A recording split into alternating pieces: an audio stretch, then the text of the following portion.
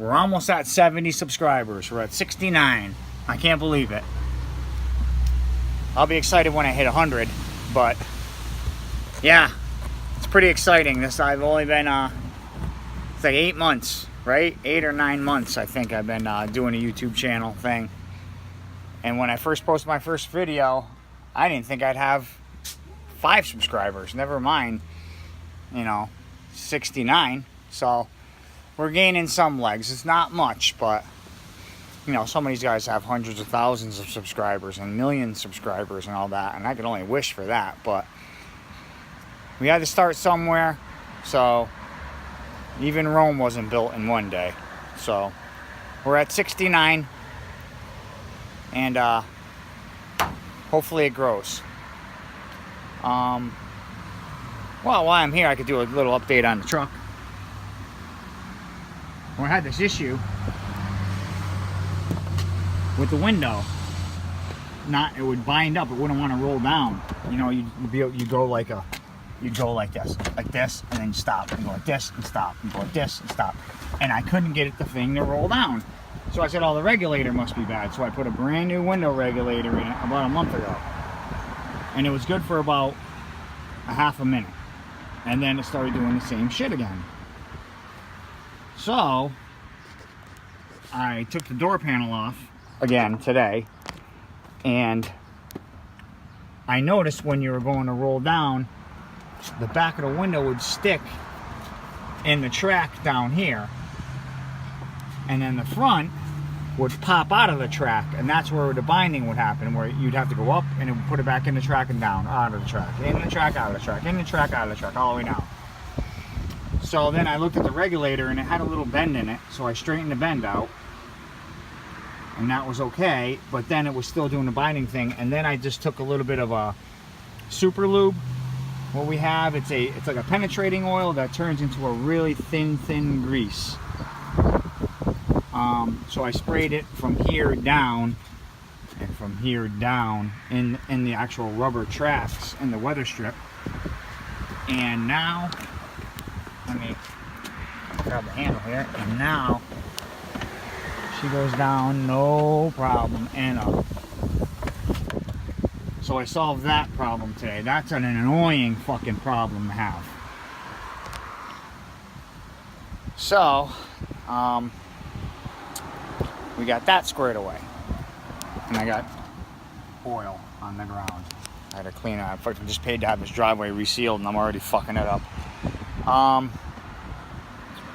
What else did we do? Oh, okay. So let me show you here. Went for a little rip today, and what I noticed when I had the 6 liter in this thing, it took all of my effort to get 13 pounds of boost out of it. 10 to 13 pounds. Wastegate springs, this, that, and the other thing, blah, blah, blah, yada, yada, yada. Well, now with the new 5.3 in here and 0 blow-by, not even a hint of smoke out of this thing. There is 0 blow-by. Now it makes boost real easy. So now I put a 3-pound spring in it, back to where in the very beginning, if you look back right when I got the 6 liter first started, I had a 3-pound spring in it. Well, I put that back in, so I resprung it to 3 pounds, and the boost gauge that I had in here was secondhand, and now I know why it was secondhand, because it wouldn't read anything over 10 pounds. So I put a new boost gauge in. So now when you put the cookies to it, it makes, let me see, where were we at? Let me get to our data log here. Okay, so let's look at our data log. Here is our map sensor. Let's back up. Let me back up. So at our max, is 218, so 218.8. So let's round up, 219. So now we'll go to our Skippy calculator right here. 219 is 17 and a quarter pounds of boost. 17 and a quarter pounds of pound of boost. 3 pound spring with the wastegate with the boost controller up on kill. It makes 17 and a quarter, which is perfect. 20 pounds. When you start going 20 pounds and a stock bottom end, you're asking for trouble. You're asking for trouble. I know you want the horsepower, but 17, maybe spring, put a 5 pound spring in it and go just for that, right at the 20 mark, maybe.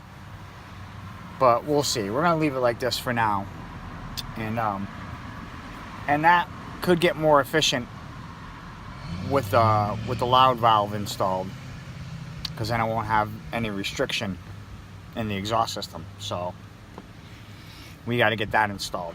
Oh, okay.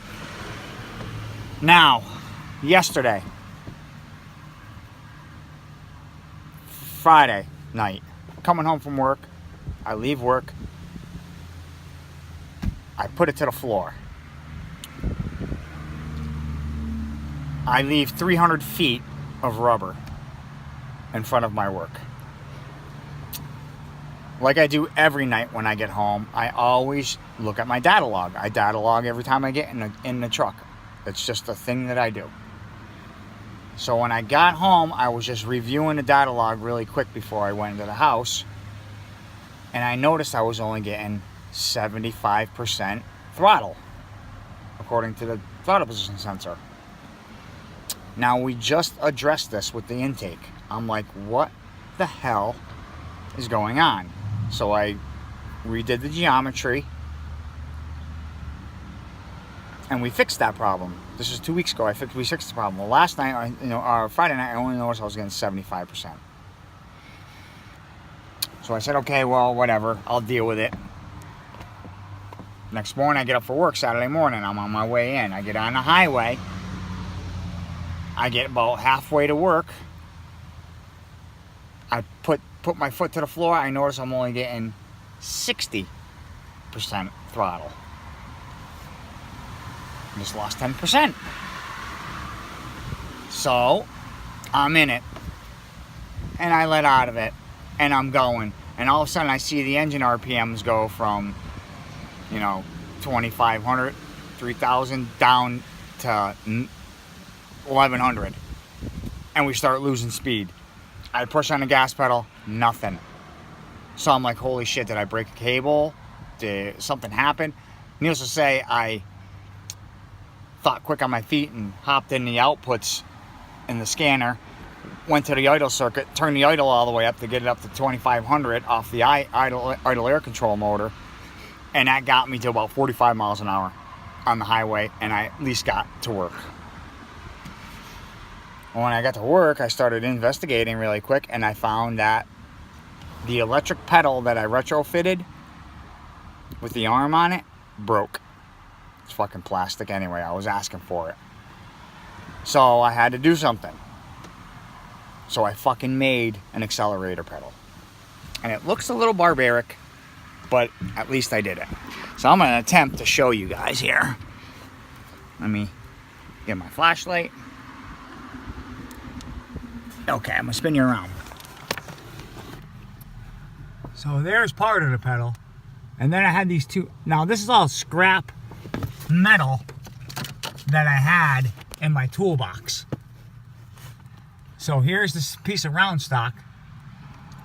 And then I had those two black brackets right here and here. I had those two black brackets from something. I don't know what. And then there's the existing arm above that. So I made that, and it works mint. As a matter of fact, I have to put a throttle stop on it because I don't want to break the cable. But it works mint. Let me see if I can prop this. it works absolutely mint. But right there is bottomed out, and I don't want to break the cable, so I'm gonna have to weld something on here to hit the firewall right there, and that'll be good. And I'm thinking I'm gonna put a pad on here, because this pushing on your center of your foot hurts after about an hour of driving. So I'm gonna have to make a pad for it or something that'll pivot. So there's that. So I just figured I'd give you guys a quick update on everything, and that's about it. That's all I got for today for update stuff. So now, thanks for watching. Don't forget to like, comment, and subscribe, and we'll see you in tomorrow's video. All right, have a good one.